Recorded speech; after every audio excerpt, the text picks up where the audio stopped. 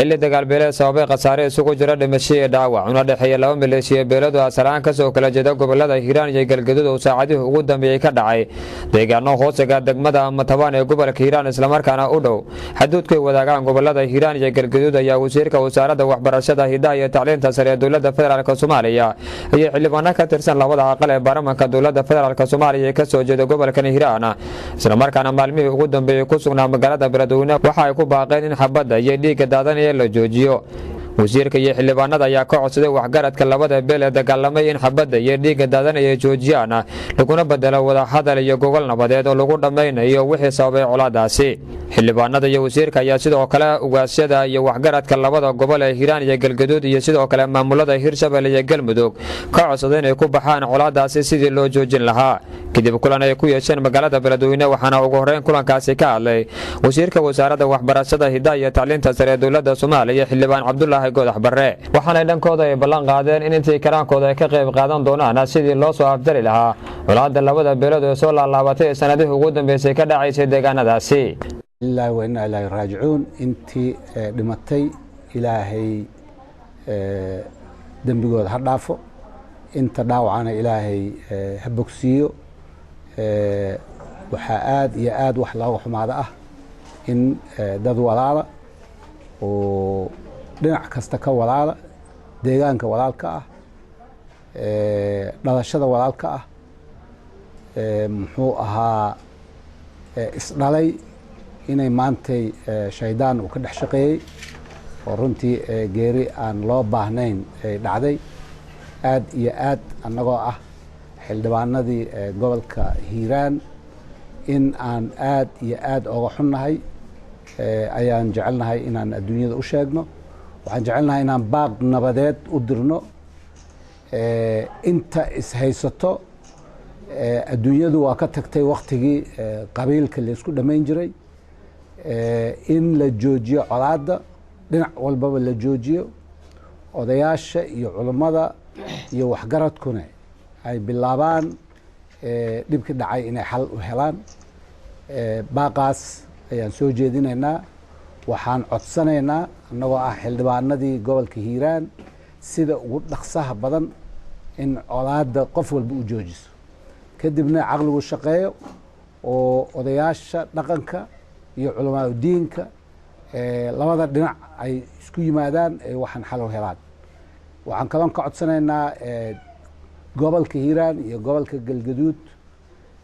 mas'uuliyiinta jooga inay arintaa ku baxaan oo ay waajibaadkii dowladnimo ka qabsadaan labada maamul goboleed Hirshabelle iyo Galmudugna waxaan mas'uuliyiintooda ugu baaqaynaa arintan inay mudnaanta koowaad siiyaan oo mar dambe meesha dhiig ku daadan wabillahi tawfiiq raajicuun waxaan ka tacsiyeynaynaa geeridii naxdinta lahayd ee maanta ka dhacday dagaalkii ka dhacay nawaaxiga labada gobol ay xuduudka ku leeyihiin ee Galgaduud iyo Hiiraan meeshaas ay ku dhinteen rag fara badan ay ku dhaawacmeen waa ka tacsiyeynaynaa in ilaahay jannadii geeyo inta dhaawacmay ilaahay bogsiyo waxaan baaq u diraynaa mas'uuliyiinta iyo waxgaradka labada gobol ee Hiiraan iyo Galgaduud ugaasyada nabadoonnada in arrintaas la soo dhex galo xal nabadeed oo waafi in laga gaaro insha Allah tacaala waxaan kaloo baaq u diraynaa labada maamul ee Galmudug iyo Hirshabelle inay ayaguna arrintaas ka qayb qaataan kana shaqeeyaan xal nabadeed oo kala badbaadiya dadka walaalaha ah oo ay dowladdu ku dhex marayso xuduudka labada gobol ee Galgaduud iyo Hiiraan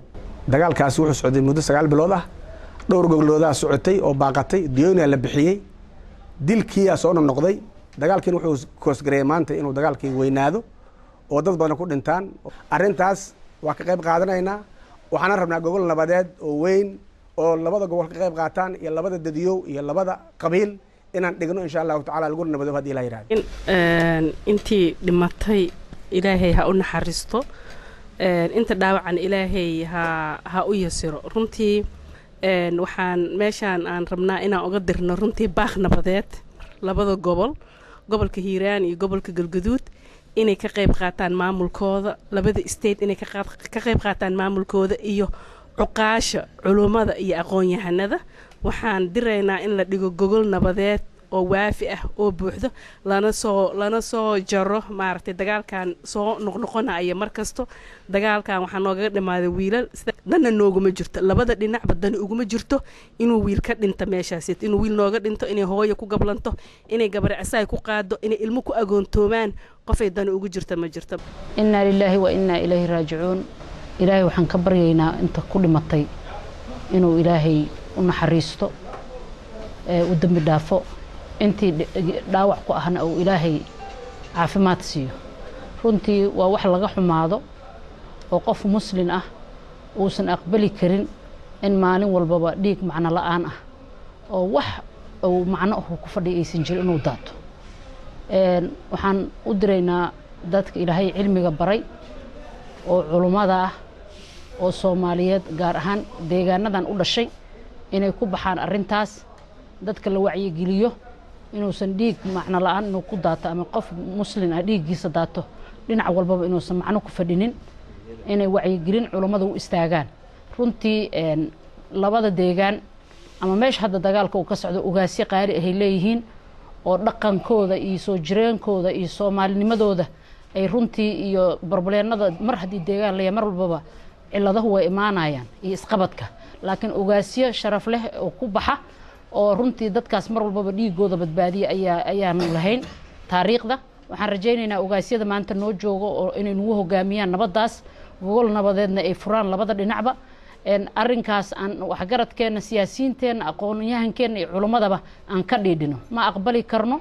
in maalin walbaba dhiig uu daato macno ma samaynayo